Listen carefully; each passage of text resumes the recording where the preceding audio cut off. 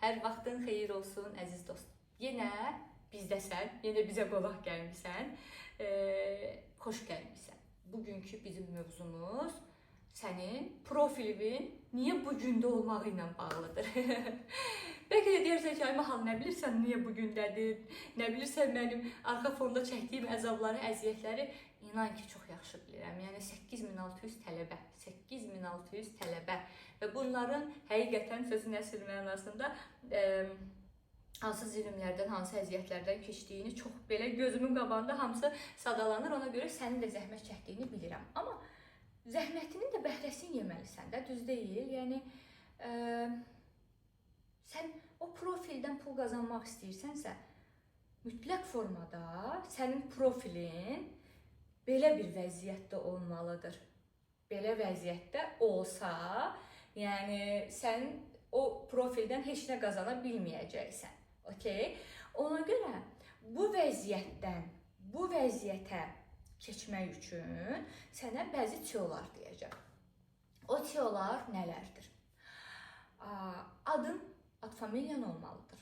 Mən deyirəm, sən yaz. Əgər ruçka vərəqin yoxdursa, videonu dayandır, özün üçün bir video götür, bir vərəq götür və o vərəqə qeyd elə bu dediklərimi.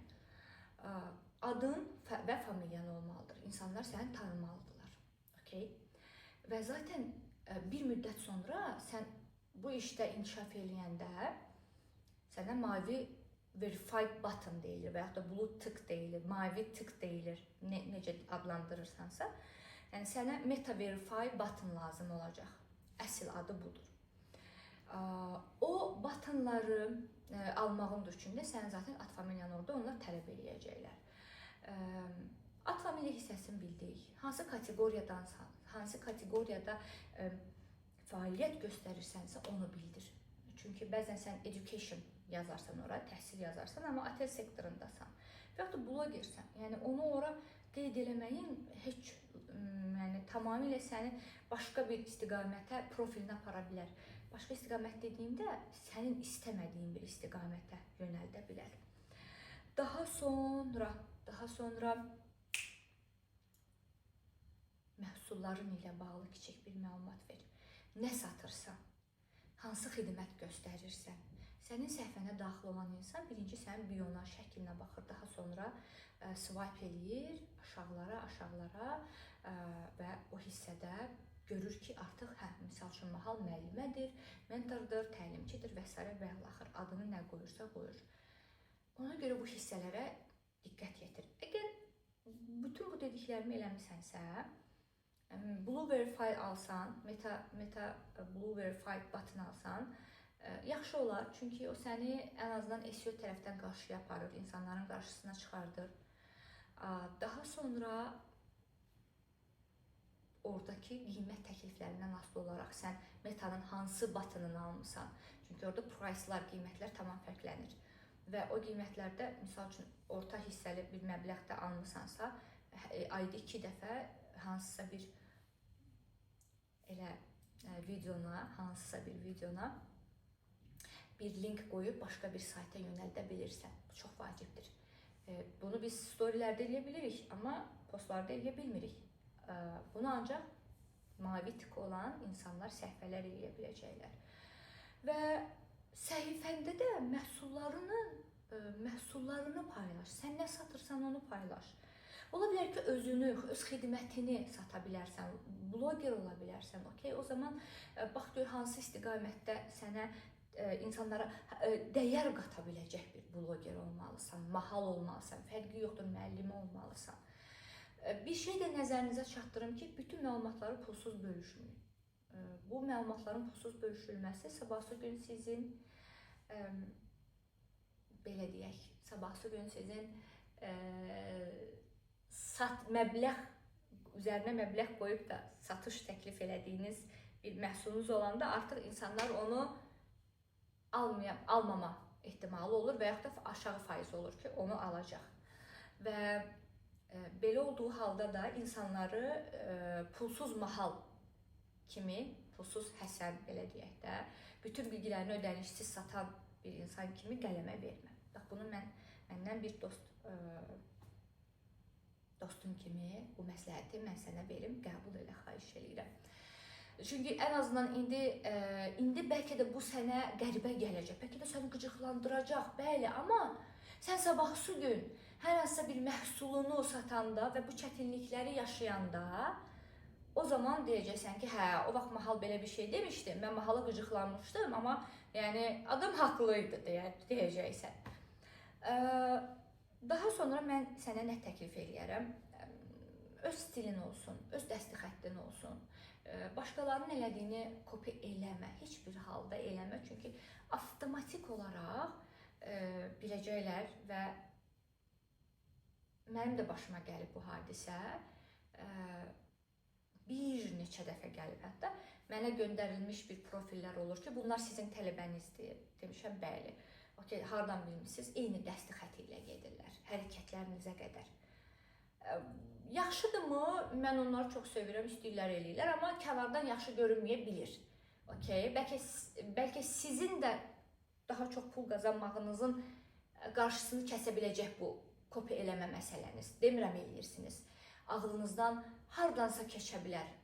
Kimsə sizin ağlınızdan keçməsə belə, kimsə qıraqdan deyər və siz onu bir dənə belə baxarsınız. Baxmayın. Kimisə belə deyək də, özünüzün dəsti xəttiniz olanda avtomatik olaraq siz bazarda sizi sizin kimi tanıyacaqlar, kiminsə tələbəsi kimi tanımayacaqlar. Bu məsələlər hədsiz dərəcədə vacib məsələlərdir. Daha sonra mən sizə nəyi məsləhət görərdim? Zaten bu button veriləndə siz ora lokasiya yerləşdirə bilirsiniz, ünvan yerləşdirə bilirsiniz, linklər yerləşdirə bilirsiniz, digər profillərinizdən və s. və alaxır. Şəkillərinizdə siz Allah süni intellektin şəkillərini istifadə eləməyin, yığışdırın o süni intellekt şəkillərini. Profildən söhbət gedir, özünüz olun, özünüz, əzizlərim. Post kimi paylaşdınız, keçdi, getdi. Bu deməkdir ki, mən RTM ilə çox yaxşı əlaqədəyəm. Real time management. Real time marketing. Hazırki dövrünün marketingindən məşğulam. Okey, çox gözəl, əla. Amma bunu da profil şəkli eləməyin. Çünki bu süni görünür. Çox-çox xahiş edirəm. Bazarda bəzi tendensiyalar var ki, bunları eləsəniz, sözün əsl mənasında uzacaqsınız və yerinizdə sayacaqsınız. Ona görə bunları eləməyin. Bəzən mən müəllimə kimi qarşımdakı insanlarla, uşaqlarımla elə danışıram ki, həqiqətən onlar məni tanıyır və mənim ürəyimi bilirlər, hərəkətlərimi bilirlər, nəyi hansı anda, hansı emosiya ilə dediyimi bilirlər. Bəlkə də siz bu videoya baxanda deyəcəksiniz ki, belə bir YouTuber olar, heç də, yəni yox deyir, amma həqiqətən əgər bu sözlərim sizə azca da olsa qıcıq verirsə və yaxud da emosional olaraq qəbul edirsinizsə, okey, eləyə bilərsiniz, amma sadəcə bir dənə Instagram səhifəsinə keçid eləyin və oradan baxın, görün ki, bizim nə qədər gözəl uğurlarımız var. Okey, və bu hissələrini mütləq formada dəyərləndirin. Məhsul satırsınızsa, məhsullarınız olsun, müştəriləriniz olsun. Xidmət satırsınızsa, müştəriləriniz olsun. Cəmaət sizi neynir? Cəmaət məni neynir? Mən marketing üzrə təlim keçirəmsə və bütün günü, bütün postlarımda ancaq özümün fotomu qoyuramsa, videomu qoyuramsa, nə dərəcədə inandırıcıdır ki, Mahalın çox tələbəsi var. Tələbələrin fərqli zamanlarda şəkillərini çəkmək lazımdır, videolarını çəkmək lazımdır. Eyni postu hər dəfə video reklama qoymaq lazım deyil.